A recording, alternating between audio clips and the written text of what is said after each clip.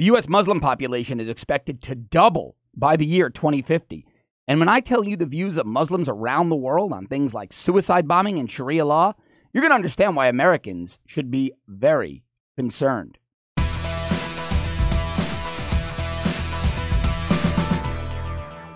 New data suggests that the U.S. Muslim population is going to grow from 1% today. Muslims are 1% of the U.S. population today to 2.1% by the year 2050. Only 33 years. That's some pretty rapid growth.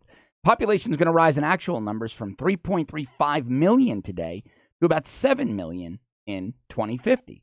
And that is incredibly, incredibly dangerous. Now, we know that the attacker, Sayfullah Saipov, in the most deadly terror attack, and the deadliest terror attack in New York City since 9/11, carried out the other day, was a migrant from Uzbekistan. He was a radical Muslim from Uzbekistan who didn't radicalize here. I hate that term. He didn't radicalize here. He weaponized here. He decided to kill here because we let him in on something called the Diversity Visa Program, which in a nutshell is just a visa program that lets more people into the United States from countries that the liberals, the progressives, the institutional progressives in the State Department feel are underrepresented in the U.S. population. And these programs are enabled by far leftists like Chuck Schumer and fake Republicans like Jeff Flake. Chuck Schumer back in 2006 said of the diversity program that he witnessed its benefits while riding his bike around New York City. But even more troubling, under 2 weeks before this deadly attack in New York City, New York Congresswoman Yvette Clarke, whose district is in New York City, tweeted, "The diversity visa lottery is now open. Call my office if you need more information or if you'd like to see if you're eligible to apply." Now, this is really interesting because Donald Trump has been hitting the diversity visa program pretty hard. He tweeted, "The terrorists came into our country through what is called the Diversity Visa Lottery Program, a Chuck Schumer beauty. I want it merit-based." And yesterday, Jeff Flake, horrible Jeff Flake, the fake Republican, the guy who caucuses with Democrats, the guy who's never met an illegal immigrant he didn't love, an illegal alien he didn't love, tried to slam the president. He said, quote, quote, "The Gang of Eight, including Senator Schumer, did away with the diversity visa program as part of broader reforms. I know. I was there." Now remember, only 2 weeks prior, Congresswoman Yvette Clarke said the diversity visa lottery is now open. In fact, the diversity visa lottery is open as we sit here. It's open until November 22nd.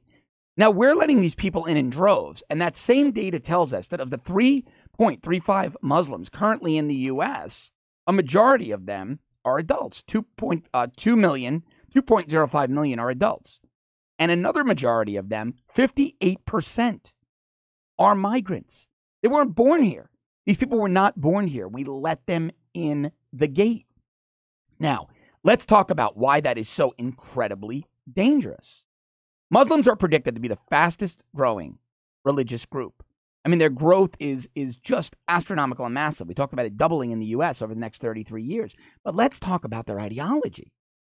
Muslims want Sharia law. I'm going to give you some terrifying percentages. This is recent data from the Pew Research Center. In Malaysia, 86% of Muslims want Sharia law. In Thailand, 77%. In Indonesia, 72% of Muslims want Sharia law. In Afghanistan, 99%. In Pakistan, 84%. We have pretty much unrestricted immigration from Pakistan. 84% of Pakistanis want Sharia law. And they probably want it here in the U.S. In Bangladesh, 82% of Muslims want Sharia law. In Iraq, 91%. Palestinians, 89%. Morocco, 83% of Muslims in Morocco want Sharia law. Egypt, 74%. Niger, Africa, 86%. Nigeria, 91%. And the list goes on. And these are all the people, the diversity, all the countries. The diversity visa program is trying to entice the residents of to come into the United States. This is terrifying. But even worse, let's talk about violence in the name of jihad, most notably suicide bombing. Okay, U.S. Muslims, 19% of U.S. Muslims believe that violence, up to and including suicide bombing, is justified. Is a justified means of jihad, is justified in the name of Islam. Let's do some numbers.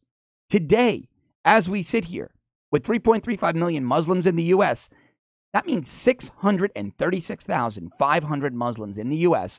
believe that violence, up to and including suicide bombing, is justified in the name of Islam. And when that Muslim population in the U.S. doubles in 2050, that will mean that nearly 1.4 million Muslims inside the United States, brought in by progressive ideology, 1.4 million Muslims inside the United States will believe that violence in the name of Islam, up to suicide bombing, is justifiable. Our mentality right now is suicidal. We have got to scrap this political correctness. We've got to seal our borders, and extreme vetting isn't enough. We do need bans on people coming into this country. We need to thoroughly understand why you want to be here. And if you don't have a good reason and you cannot contribute to our society in a very productive way, I don't mean working the counter at the supermarket. I mean, if you're not a physician with some earth-shattering technique that saves lives, we need to think very hard and very long about whether or not we want to let you into this country. Because we cannot afford to have 1.4 million Muslims in the United States over the next 33 years that believe killing and blowing themselves up, taking dozens, hundreds, maybe thousands of Americans with them in the name of Islam is acceptable. We simply cannot accept this. If you like this content and you find it as important as I do, please subscribe to our premium service at www.therebel.media/shows. If you've already subscribed, thank you very much. Thanks for watching. I'll see you tomorrow.